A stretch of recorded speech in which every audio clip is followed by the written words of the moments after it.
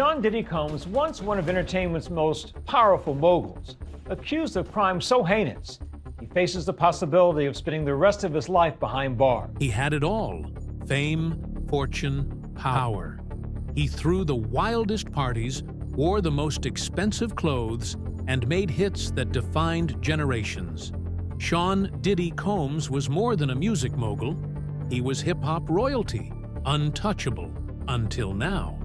In just a matter of months, his billion-dollar empire has begun to collapse. Not from bad business moves, but from something much darker. Allegations, federal investigations, shocking testimonies, and the possibility of life behind bars. This is the story of how a hip-hop king fell. Sean Combs was born in Harlem in 1969. His father, Melvin, was a known associate of a notorious drug dealer and was murdered when Sean was just 2 years old. Raised by a hardworking single mother, Janice, young Sean learned early what survival looked like. Even as a child, Diddy was obsessed with winning. In high school, he was known as a hustler, selling clothes, organizing parties, doing anything to get ahead. After a brief stint at Howard University, he landed an internship at Uptown Records in New York. That's where the world first felt the impact of his energy. Diddy worked like his life depended on it, because it did. At Uptown, he quickly rose through the ranks, eventually getting fired for being too ambitious. But instead of being crushed, he doubled down. In 1993, he founded Bad Boy Records, the label that would redefine hip-hop. His first major signing? Christopher Wallace, better known as the Notorious B.I.G. Bad Boy didn't just make hits, it created culture. The flashy suits, the champagne, the swagger, all branded and sold by Diddy. He didn't just want success, he wanted it all. And for a while, he had it. As Bad Boy Records exploded, Diddy expanded. In 1998, he launched Sean John, a fashion line that would later be valued at over $500 million. His name was everywhere: music, fashion, television, endorsements. He didn't chase trends, he made them.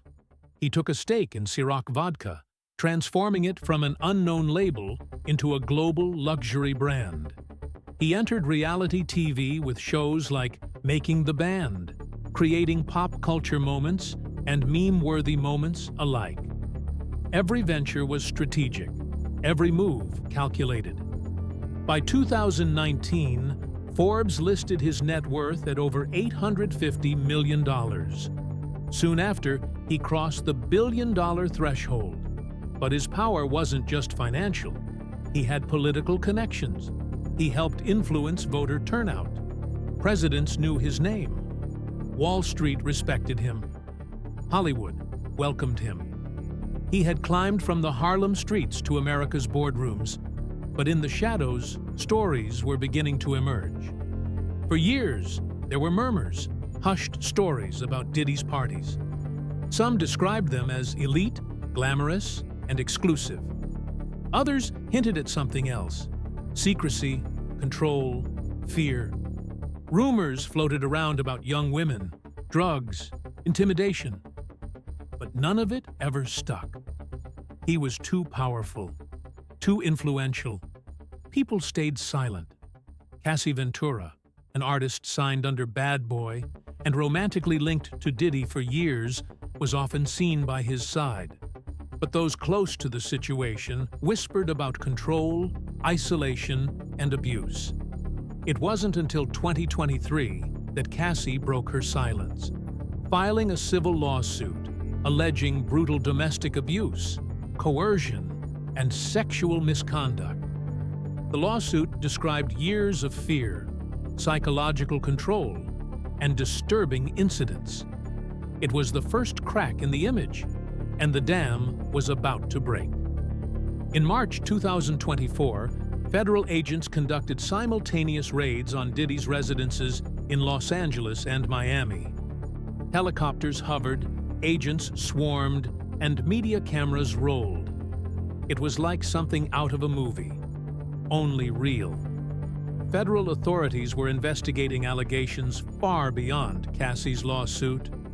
According to reports, they were exploring potential charges related to sex trafficking, narcotics, weapons, and organized criminal activity. Dozens of electronic devices were seized. Staff were questioned.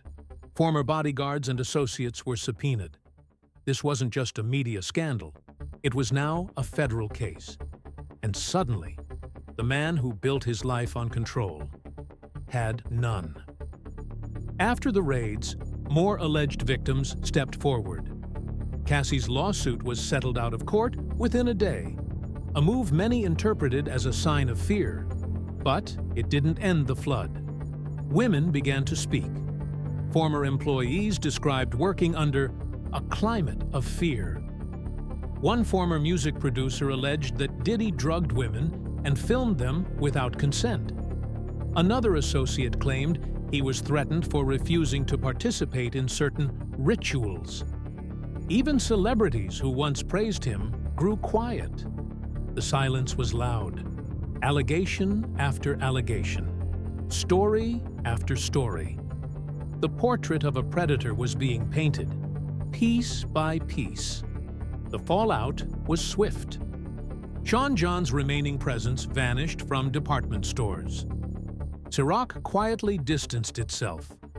Revolt TV, once a flagship of black media led by Diddy, saw mass resignations. Music streaming numbers began to drop. Companies didn't wait for a verdict. They made statements. They severed ties. Sponsors pulled out. Even Howard University rescinded its honorary degree, a symbolic but powerful gesture. Once a symbol of black excellence, his name became radioactive. Today, Diddy is not yet convicted, but he is charged, sued, and disgraced. He remains under federal investigation. Sources close to the matter say additional indictments could be coming. His lawyers deny wrongdoing, calling it a witch hunt. But public opinion has shifted. The empire built on bravado is now surrounded by silence. No more flashy parties, no more talk shows, just legal battles, day after day. And for a man who once had the world at his feet, there is nothing lonelier than the fall. What happened to Sean Combs is not just about one man. It's about power, about silence, about the system that lets fame protect darkness. Many ask, why didn't anyone stop it sooner? The truth is, power buys silence. And in the world of celebrity, silence is currency. But times are changing. Survivors are speaking. People are listening. And justice, however late, is coming. Diddy may never be convicted in a courtroom. But in the court of public opinion, the verdict is already in. No matter what the legal outcome, one thing is certain. The empire has crumbled. The legacy is stained. And the hip-hop king may never rise again. If you found this story powerful, don't forget to like, subscribe, and hit the bell icon. We bring you the stories behind the headlines, raw, real, and untold. Drop a comment below. Do you think Diddy can come back from this? Or is this truly the end of an era?